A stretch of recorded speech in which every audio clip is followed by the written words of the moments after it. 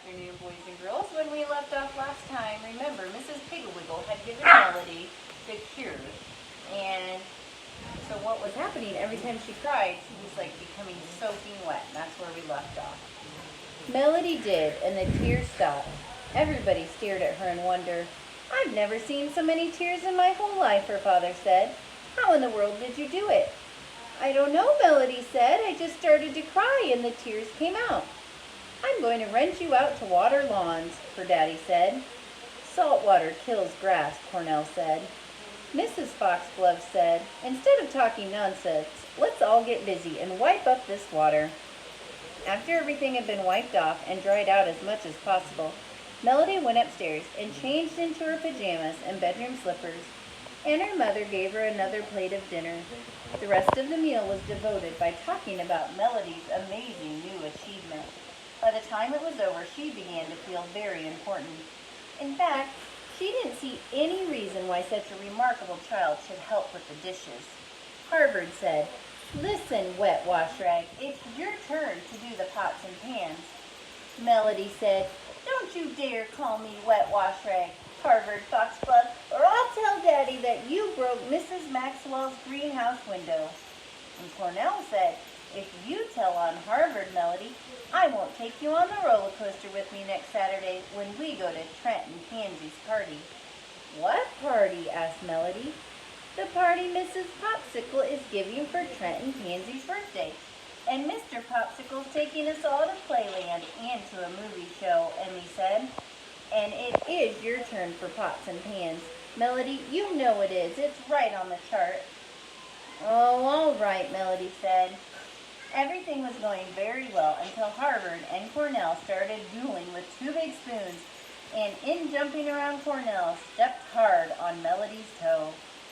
She opened her mouth like a yawning hippopotamus and began to bawl.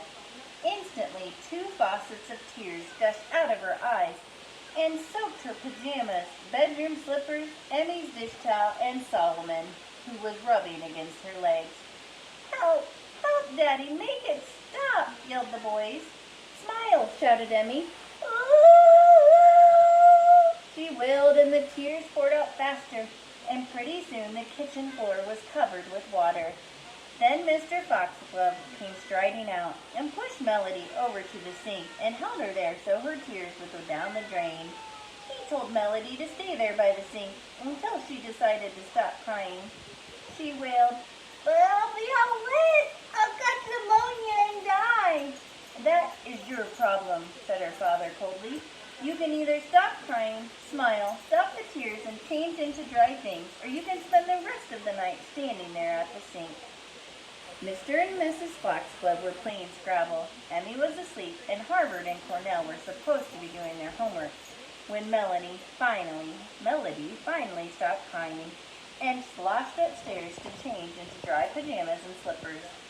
When she finally came down to say goodnight, her mother took hold of her chin, looked at her anxiously, and said, "Do you feel all right, dear?" And here's a picture.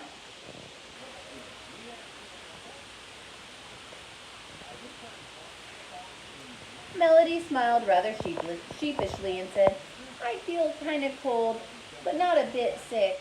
Her mother kissed her and told her to go into the guest room and get Grandmother Dawson's down quilt. Mr. Foxglove kissed her and said, "For heaven's sake, don't cry in your sleep. You'll drown." Melody slept well. The next morning she awakened. She felt very happy, especially when she remembered that the next day was the birthday party. And the next day after that was Sunday, and Pergola Wingsproggle was going to give her a yellow kitten. Also, the sun was shining. Also, that tonic her mother gave her before breakfast was so delicious. Everybody was cheerful at breakfast, and Mrs. Foxglove told the children she would drive them to school and would drive Daddy to work as she had to have the car.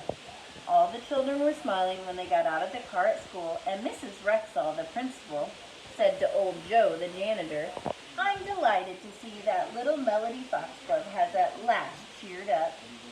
Melody was very cheerful all morning, and she got 100 in spelling and an A on her story about My Kitten. Then came lunchtime. She and Emmy and Kitty Wheeling and Susan Gray and Sally Franklin were all sitting together at a table giggling and whispering and having fun when Benji Franklin, who was a great tease, leaned over from the table where he was sitting and grabbed Melody's gingerbread. Without even thinking about the night before, Melody opened her mouth and began to cry. Immediately, the tears poured out. They filled up her soup bowl, soaked her peanut butter and jelly sandwich, soaked Emmy's sandwich, filled her lap with water, poured onto the table, and made a river that flowed into Kitty Wheeling's gingerbread, and then into her lap. The children all began to yell, "Look at Melody! Look out for the tears! Move over! I'm getting wet! Help! A flood! Call the fire department!" and other silly things. Melody got up and sobbing ran out of the lunchroom down the hall and out into the play court, which was empty. There was nobody there because they were all inside eating lunch. Melody stood right in the middle of the court and cried and cried and cried and cried. She cried because she was wet. She cried because Benji took her gingerbread. She cried because she was alone. But mostly she cried because it was her habit to open her mouth and bellow when any tiny thing didn't suit her. Well, she cried and cried and cried, and pretty soon the whole courtyard was flooded and the water was up past her ankles. She didn't care. She hated everybody and everything in the whole world. She cried and cried and cried, and pretty soon the water was clear up to her waist, and lunchtime was almost over, and little Emmy was up in the schoolyard, which was much higher than the play court, calling down to her, "Smile, Melody, smile quick or you'll be drowned." Melody sobbed, "I can't smile, I'm too sad." Gallons and gallons more tears rushed out. Then Kitty Wheeling called down, "Melody, quick, stop crying, it's almost time for the bell." "I don't care," said Melody. "I don't like school anyway." The tears were almost up to her chest now. Then Pergola, Wingsproggle, and Emmy and Kitty and Sally and Susan and Mrs. Rexall began whispering, and pretty soon Pergola disappeared. Melody kept crying. The tears were almost up to her chin, and then Pergola called out to her, "Melody, quick, look what I've brought you." Melody looked, and Pergola was holding up a darling little orange kitten. "A kitten! A little kitten of my very own," Melody said, and she stopped crying and smiled. The tears stopped. Slowly she made her way across the play court. Once she tripped and had to swim dog paddle. When she finally got out, Pergola showed her the kitten, which she couldn't hold because she was too wet. It was adorable, with long soft hair and big round blue eyes, and she said, "Oh, Pergola, thank you, it's adorable." Mrs. Rexall here said, "Here, I'll carry it for you, Melody. Now come with me to the teacher's room. I'll dry you off, and old Joe can dry your clothes down by the furnace. The rest of the children can skip along to class." After she had taken off her wet clothes, Mrs. Rexall dried her off with a towel and wrapped her in a blanket. Then she handed her the kitten, told her to lie there on the couch until her clothes were dry. The kitten curled up inside Melody's arm, and the blanket was soft and warm, and pretty soon they were both asleep.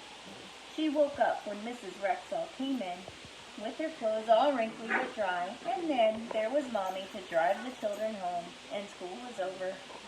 That night, when Melody kissed her Mommy and Daddy goodnight, she said, "I'm never going to cry again, no matter what happens, not ever." And she never did. And at Trent and Tansy Popsicle's birthday party, Melody and Betsy Wilt were in the Ferris wheel, and something happened to the motor, and the Ferris wheel stopped and wouldn't start, and they were right at the very top. Both the little girls were awfully scared. But when Betsy began to cry, Melody said, "Crying never helped anything, Betsy. As long as we're up high, let's see if we can see our houses. Look, way over there, past the sawmill chimney and right up behind the school. Isn't that your house?" Betsy wiped her eyes on her sleeve and looked where Melody was pointing, and sure enough, it did look like her house.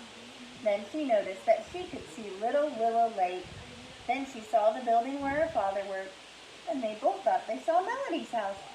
And I think I see my kitten Butterball asleep on the garage roof, Melody said. Just then the Ferris wheel started. When they got off, Mr. Popsicle was waiting for them. He said, "What? No tears? By George, such bravery deserves an ice cream soda. What flavor will it be, ladies?" "I'll take chocolate with chocolate ice cream," Melody said. "Me too," said Betsy. "I've already had strawberry and vanilla." While the girls were eating their sodas, Mr. Popsicle said, "I thought girls always cried when they were scared." "I did cry," Betsy said, "but Melody said that crying never helped anything." "It doesn't either," Melody said. "I know, because I used to cry a lot when I was littler."